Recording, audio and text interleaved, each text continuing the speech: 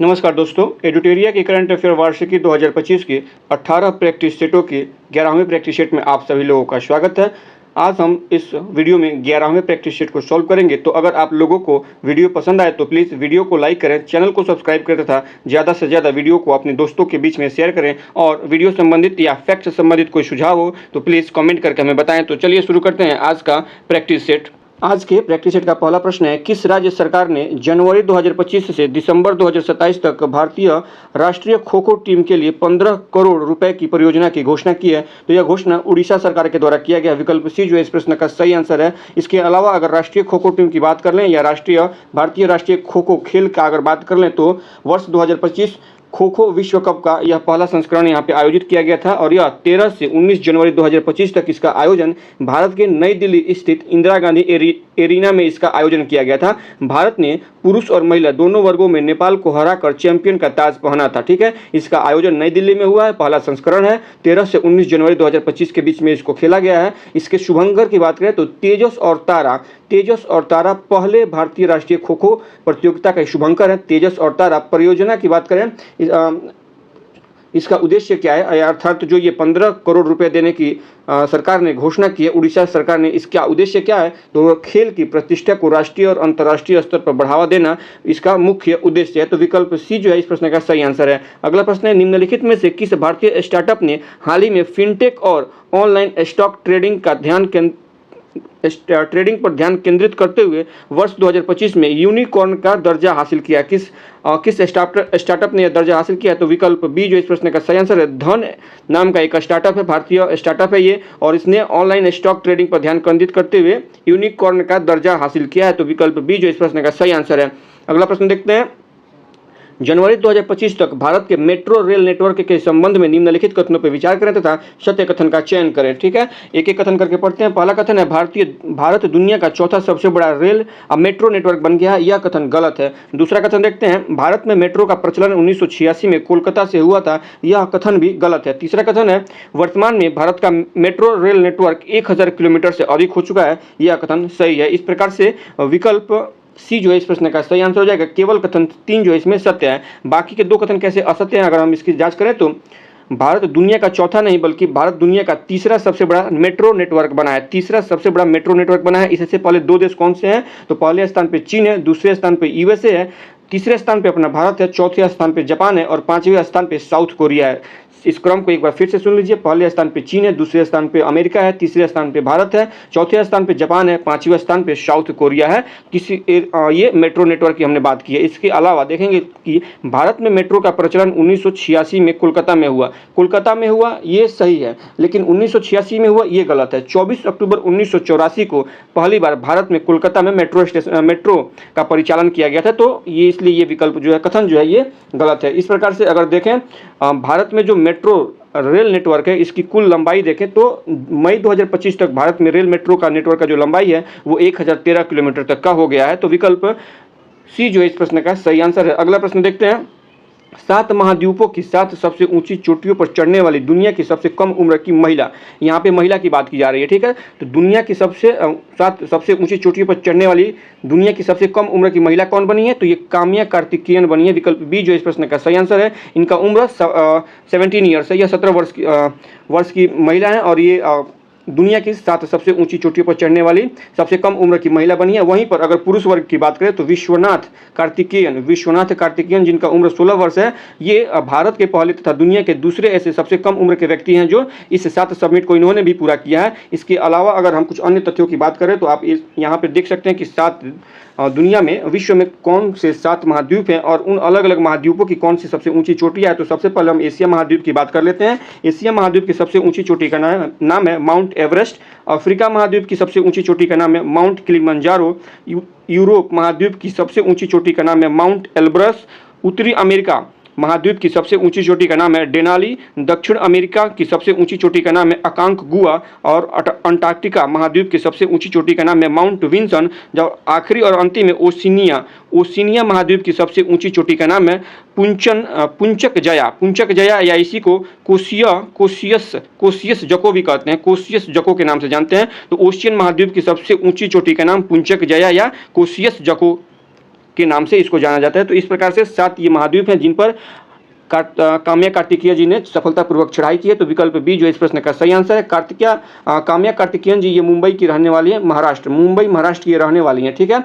तो विकल्प बी जो इस प्रश्न का सही आंसर है। अगला प्रश्न है, वन नेशन वन सब्सक्रिप्शन योजना के संबंध में निम्नलिखित कथनों पर विचार करें तथा असत्य कथन का चयन करना है। तो इसमें कौन कौन सा कथन सत्य है और कौन असत्य है, इसका चयन करना है। यह केंद्रीय क्षेत्र की योजना है। पहला कथन जो है ये सत्य है। दूसरा कथन है, इस योजना के लिए वर्ष 2025 से 27 के लिए 6,000 करोड़ रुपए आवंटित किए गए हैं, यह कथन भी सत्य है। तीसरा कथन है, इस योजना से लगभग 5 करोड़ छात्रों, संकाय सदस्यों और शोधकर्ताओं को लाभ मिलेगा, यह कथन गलत है और यही इस प्रश्न का सही आंसर हो जाएगा। तो विकल्प डी जो है इस प्रश्न का सही आंसर हो जाएगा। केवल कथन 3 असत्य है। यह असत्य कैसे है, तो यहाँ पे 5 करोड़ नहीं बल्कि 1.8 करोड़ छात्रों, संकाय सदस्यों और शोधकर्ताओं को इससे लाभ मिलने वाला है। तो विकल्प डी जो इस प्रश्न का सही आंसर है। अगला प्रश्न है, बिहार में पहला घड़ियाल अभयारण्य किस जिले तथा किस नदी में बनेगा, तो यह गोपालगंज जिले के गंडक नदी में बनेगा। विकल्प बी जो इस प्रश्न का सही आंसर है। अगला प्रश्न है, जनवरी 2025 में भारतीय नौसेना ने बहुराष्ट्रीय नौसेना अभ्यास ला पेरोस में भाग लिया, यह अभ्यास कहां आयोजित किया गया था। प्रश्न एक बार फिर से सुन लीजिए। जनवरी 2025 में भारतीय नौसेना ने बहुराष्ट्रीय नौसेना अभ्यास ला पेरोस में भाग लिया, यह अभ्यास कहां आयोजित किया गया था, तो यह हिंद महासागर क्षेत्र में आयोजित किया गया था। विकल्प सी इस प्रश्न का सही आंसर है। अगला प्रश्न है कि बिहार के शारदा सिन्हा को मरणोपरांत किस पुरस्कार से सम्मानित किया गया है, तो इन्हें पद्म विभूषण से सम्मानित किया गया है। विकल्प सी जो इस प्रश्न का सही आंसर है। इसके अलावा अगर देखिएगा पद्म भूषण की बात करें तो सुशील कुमार मोदी जी को मरणोपरांत पद्म भूषण का सम्मान दिया गया है। तो विकल्प सी जो इस प्रश्न का सही आंसर है। अगला प्रश्न है, निम्नलिखित में से किसे बीसीसीआई द्वारा 31वां लाइफ टाइम अचीवमेंट पुरस्कार से नवाजा गया। प्रश्न एक बार फिर से सुनिए, निम्नलिखित में से किसे बीसीसीआई द्वारा 31वां लाइफ टाइम अचीवमेंट पुरस्कार से नवाजा गया है, तो यह सचिन तेंदुलकर जी को नवाजा गया है। विकल्प डी इस प्रश्न का सही आंसर है। अगला प्रश्न है कि हाल ही में भारतीय एथलेटिक्स महासंघ के 9 सदस्यीय एथलीट आयोग का अध्यक्ष किसे नियुक्त किया गया है।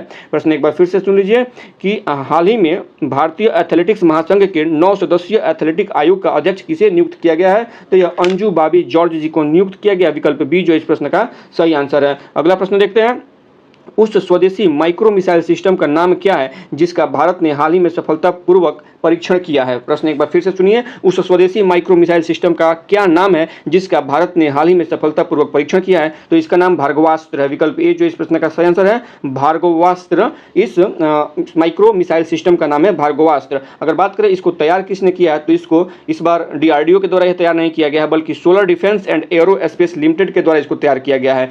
Solar defence and aerospace limited के द्वारा इसको तैयार किया गया है, डीआरडीओ के द्वारा इसे तैयार नहीं किया गया है। विकल्प ए जो इस प्रश्न का सही आंसर है। अगला प्रश्न देखते हैं, निम्नलिखित कथनों पर विचार करें तथा असत्य कथन का चयन करना है, ठीक है।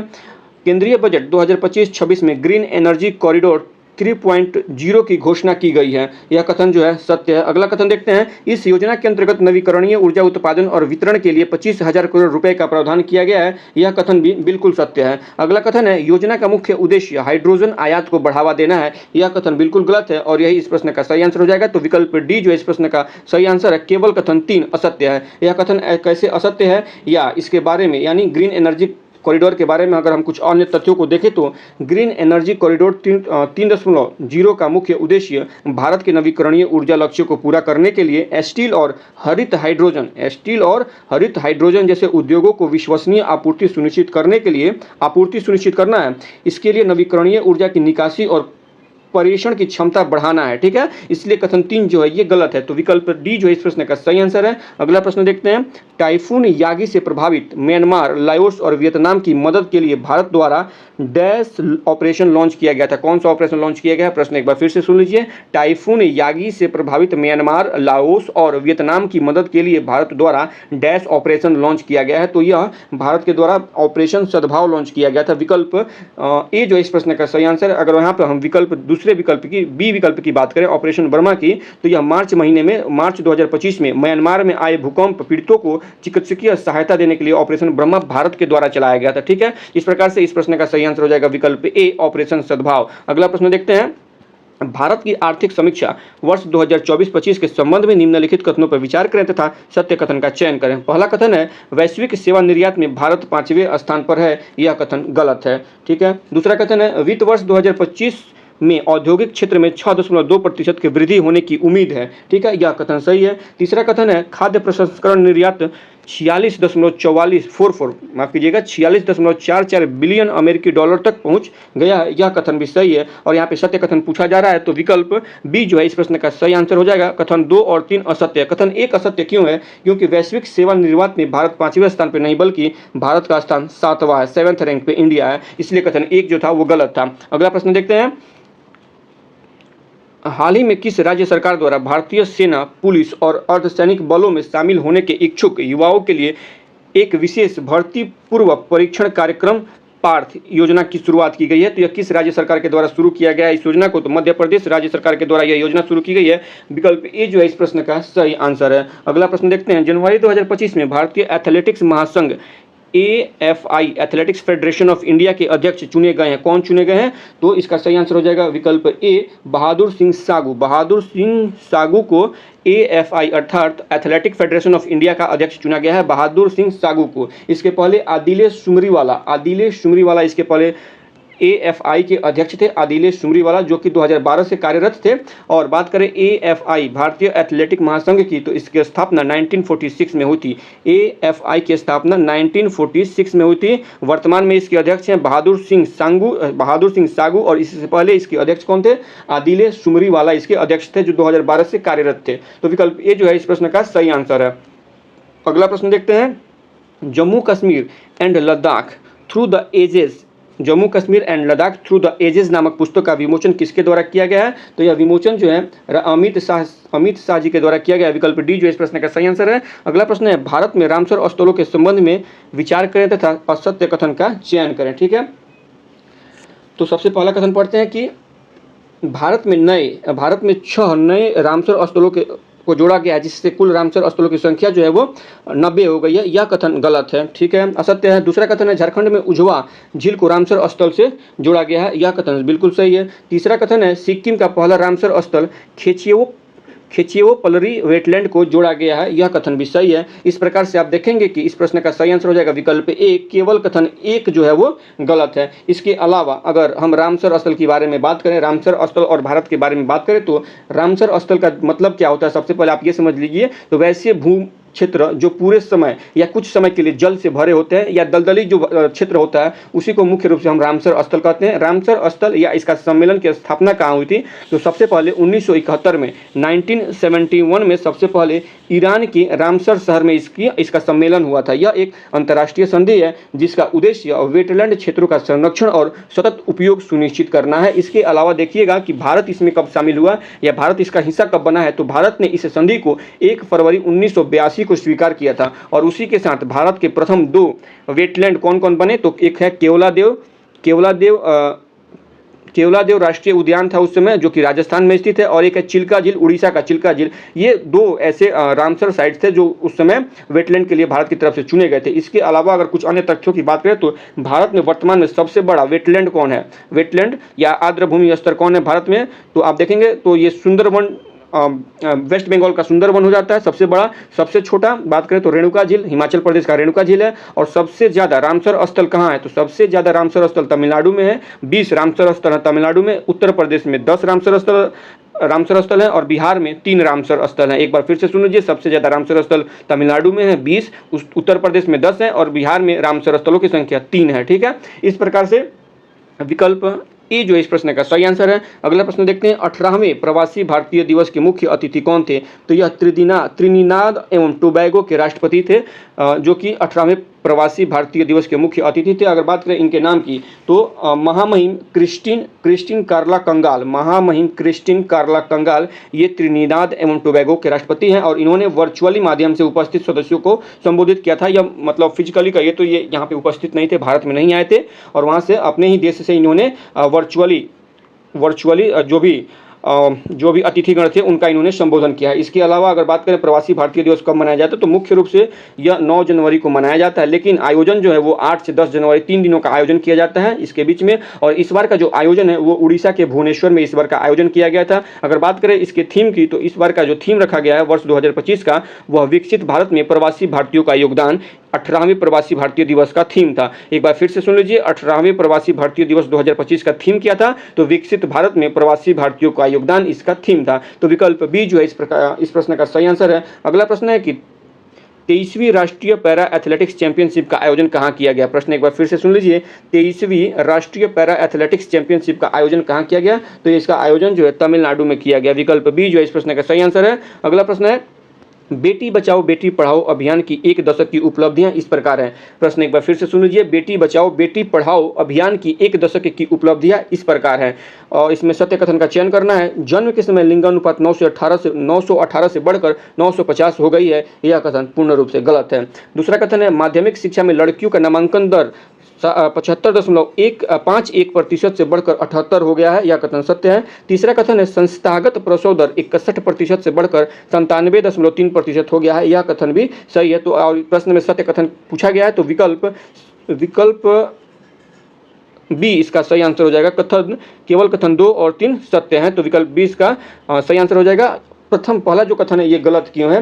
क्योंकि आप यहाँ पे देखिएगा, जन्म के समय जो लिंगानुपात है 918 से बढ़कर 931 हो गया है। 900 ये 950 नहीं रह गया है, ये 931 है, 931 हो गया, इसलिए यह कथन जो है गलत है। बात करें बेटी बचाओ बेटी पढ़ाओ अभियान की शुरुआत कब की गई थी? तो 22 जनवरी 2015 में मोदी जी ने पानीपत हरियाणा से इस अभियान की शुरुआत की थी। तो विकल्प बी जो है कथन 2 और 3 सत्य हैं। अगला प्रश्न देखते हैं, ग्लोबल फायर पावर इंडेक्स 2025 से संबंधित कथनों पर विचार करें तथा असत्य कथन का चयन करना है इसमें से। तो पहला कथन है, प्रथम तथा द्वितीय स्थान पर क्रमशः संयुक्त राज्य अमेरिका तथा रूस है, यह कथन सही है। दूसरा कथन है, तृतीय तथा चतुर्थ स्थान पर क्रमशः चीन तथा भारत है, यह कथन भी सही है। इस प्रकार से इस प्रश्न में कोई ऐसा कथन नहीं है जो असत्य हो, तो इसका सही आंसर हो जाएगा विकल्प डी, न तो 1 न ही 2, इसमें कोई असत्य नहीं है। ठीक है, तो विकल्प डी जो इस प्रश्न का सही आंसर हो जाएगा। दोनों कथन सत्य है। आगे बढ़ते हैं, किस देश ने 1 जनवरी 2025 से बुर्का पर प्रतिबंध लगा दिया है? तो यह स्विट्जरलैंड है,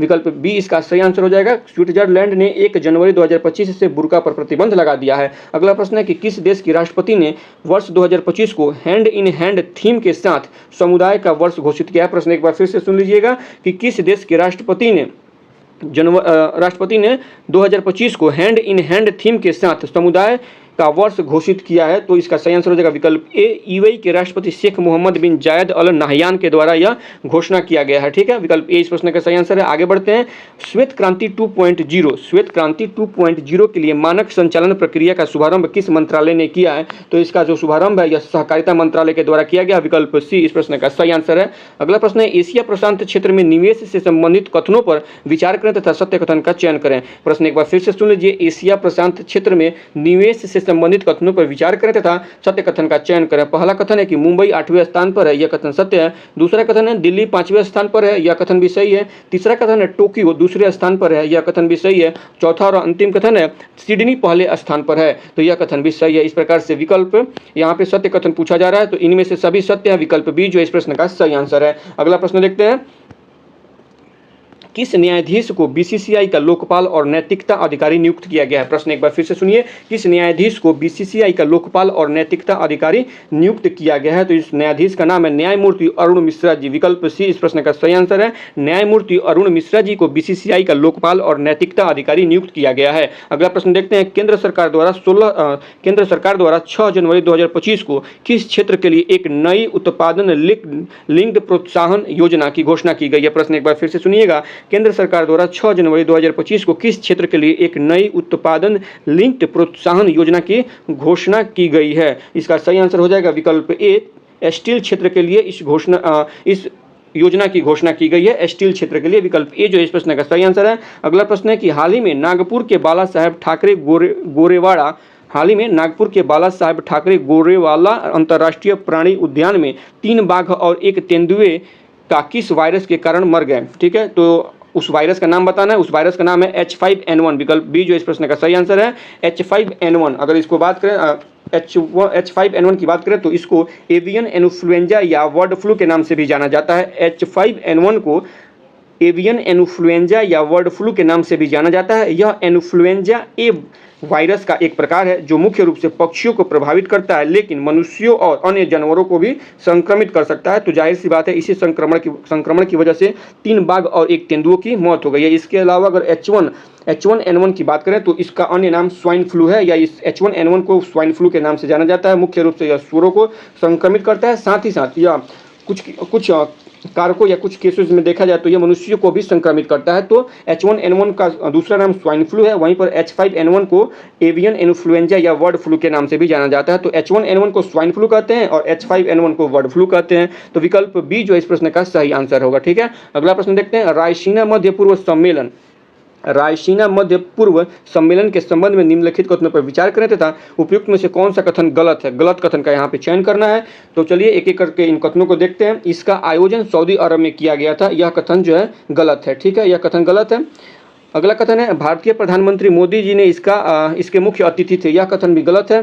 तीसरा कथन है इसका आयोजन सऊदी अरब के विदेश मंत्रालय और भारतीय विदेश मंत्रालय के सहयोग से ऑब्जर्वर रिसर्च फाउंडेशन द्वारा किया गया है, यह कथन भी गलत है। यानी तीनों कथन गलत है। इस प्रकार से विकल्प सी जो है इस प्रश्न का सही आंसर हो जाएगा। उपयुक्त सभी कथन गलत हैं।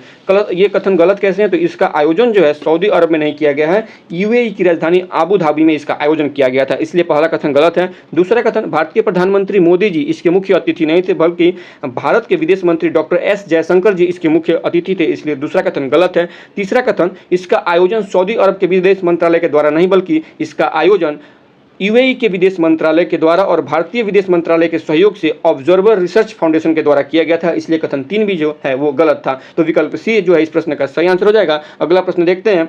जनवरी 2025 में सीबीआई द्वारा भारत पोल पोर्टल विकसित किया गया। जनवरी 2025 में सीबीआई द्वारा भारत पोल पोर्टल विकसित किया गया, यह किस मंत्रालय के अधीन कार्य करता है? तो यह गृह मंत्रालय के अधीन कार्य करेगा। विकल्प सी जो इस प्रश्न का सही आंसर हो जाएगा। अगला प्रश्न देखते हैं। विश्व स्वास्थ्य संगठन WHO ने किस देश को कुष्ठ रोग से मुक्त होने वाला दुनिया का पहला देश घोषित किया है? तो यह जॉर्डन को घोषित किया गया है। विकल्प बी जो इस प्रश्न का सही आंसर है। अगला प्रश्न देखते हैं। उड़ान 2.0 योजना संबंधित है। उड़ान 2.0 योजना किसी से संबंधित है? तो यह क्षेत्रीय हवाई संपर्क से संबंधित है। विकल्प बी इस प्रश्न का सही आंसर हो जाएगा। अगला प्रश्न है। जनवरी 2025 में निम्न में से कौन सा देश आधिकारिक तौर पर ब्रिक्स का सदस्य बन गया है? तो यह इंडोनेशिया ब्रिक्स का सदस्य बन गया है। विकल्प ए जो इस प्रश्न का सही आंसर है। अगला प्रश्न देखते हैं। हाल ही में सुर्खियों में रही मैया सम्मान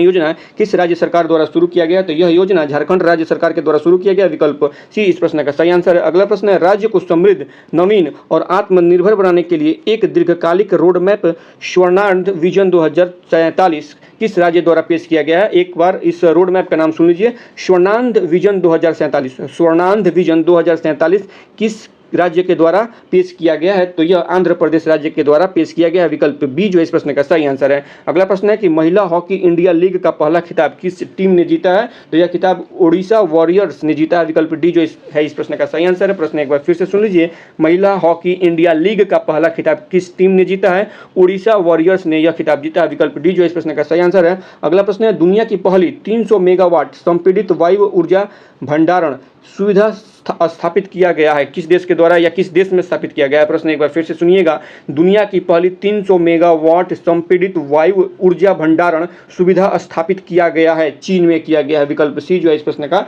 सही आंसर है। अगला प्रश्न देखते हैं। विश्व आर्थिक स्थिति और संभावना रिपोर्ट 2025 जारी किया गया है, किसके द्वारा जारी किया गया है? तो संयुक्त राष्ट्र के द्वारा जारी किया गया। विकल्प बी जो इस प्रश्न का सही आंसर है। अगला प्रश्न है कि 38वें राष्ट्रीय खेलों की थीम क्या है?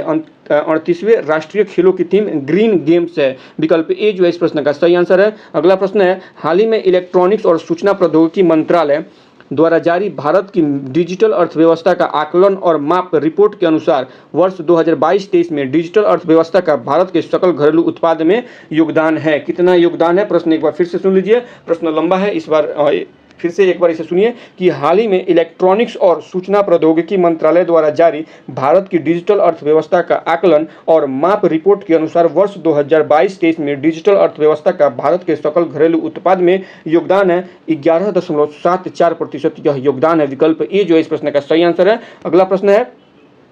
किस भारतीय राज्य द्वारा जनवरी 2025 में सिंधु घाटी लिपि को समझने के लिए $1 मिलियन के इनाम की घोषणा की गई है? तो यह घोषणा तमिलनाडु राज्य सरकार के द्वारा किया गया है। विकल्प डी जो है इस प्रश्न का सही आंसर है। अगला प्रश्न है। ऑस्ट्रेलिया ओपन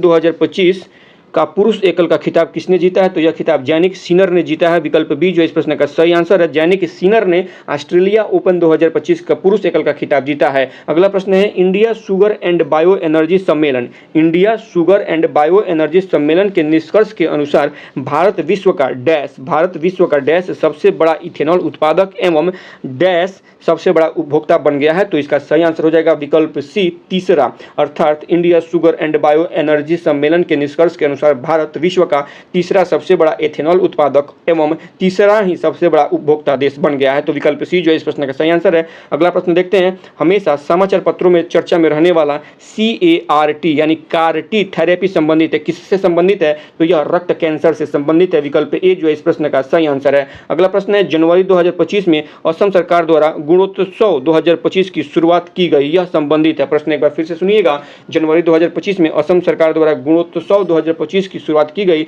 यह किससे संबंधित है? तो यह गुणवत्तापूर्ण शिक्षा से संबंधित है। विकल्प बी जो इस प्रश्न का सही आंसर है, गुणवत्तापूर्ण शिक्षा से संबंधित है। अगला प्रश्न देखते हैं, 8 जनवरी 2025 को प्रधानमंत्री नरेंद्र मोदी जी के द्वारा NTPC green energy limited green hydrogen hub की आधारशिला कहाँ रखी गई है? प्रश्न एक बार फिर से सुन लीजिए, 8 जनवरी 2025 को प्रधानमंत्री द्वारा NTPC green energy limited green hydrogen hub की आधारशिला कहाँ रखी गई है? तो यह विशाखापट्टनम में रखी गई है। विकल्प ए इस प्रश्न का सही आंसर है। अगला प्रश्न है कि हाल ही में वर्जिन कोकोनट ऑयल को GI टैग प्राप्त हुआ, यह किस क्षेत्र से संबंधित है? तो यह निकोबार से संबंधित है। विकल्प बी जो इस प्रश्न का सही आंसर है। हेडक्वार्टर की बात करें, कहाँ पर है GI टैग का हेडक्वार्टर? तो यह तमिलनाडु में है, या मुख्य रूप से वहीं से तमिलनाडु से GI टैग दिया जाता है। ठीक है, और तो अब सबसे ज़्यादा भारत में सबसे ज़्यादा GI टैग किस देश के पास, किस राज्य के पास है? तो उत्तर प्रदेश के पास सबसे ज़्यादा GI टैग प्राप्त उत्पादों की संख्या है। तो विकल्प बी जो इस प्रश्न का सही आंसर है। अगला प्रश्न देखते हैं, जनवरी 2025 में फ्लेमिंगो फेस्टिवल 2025 का आयोजन कहाँ किया गया? प्रश्न एक बार फिर से सुन लीजिए, जनवरी 2025 में फ्लेमिंगो फेस्टिवल 2025 का आयोजन कहाँ किया गया था? तो यह आंध्र प्रदेश में किया गया था। विकल्प सी जो इस प्रश्न का सही आंसर है। आखिरी आज इस प्रैक्टिस सेट का अंतिम सवाल है कि 10 जनवरी 2025 को उत्तर प्रदेश के मुख्यमंत्री योगी आदित्यनाथ ने महाकुंभ 2025 के अनुभव को बढ़ाते हुए ऑल इंडिया रेडियो द्वारा एक FM रेडियो चैनल किस नाम से लॉन्च किया गया है? प्रश्न एक बार फिर से सुन लीजिए, प्रश्न है कि 10 जनवरी 2025 को उत्तर प्रदेश के मुख्यमंत्री योगी आदित्यनाथ ने महाकुंभ 2025 के अनुभव को बढ़ाते हुए ऑल इंडिया रेडियो द्वारा एक FM रेडियो चैनल किस नाम से लॉन्च किया है? तो यह कुंभ वाणी के नाम से FM रेडियो को लॉन्च किया गया। तो विकल्प सी जो है इस प्रश्न का सही आंसर है। इस प्रकार से आज का प्रैक्टिस सेट यहाँ पे समाप्त होता है। अगर आप लोगों को इस वीडियो से संबंधित कोई भी कमेंट, कोई सुझाव हो तो प्लीज़ कमेंट करके बताएं। अगर वीडियो अच्छी लगी हो तो प्लीज़ वीडियो को लाइक करें, चैनल को सब्सक्राइब करें तथा वीडियो को ज़्यादा से ज़्यादा अपने दोस्तों के बीच में शेयर करें। आज के इस प्रैक्टिस सेट को यहीं पर समाप्त करते हैं, फिर मिलते हैं किसी अगले वीडियो में। तब तक के लिए धन्यवाद।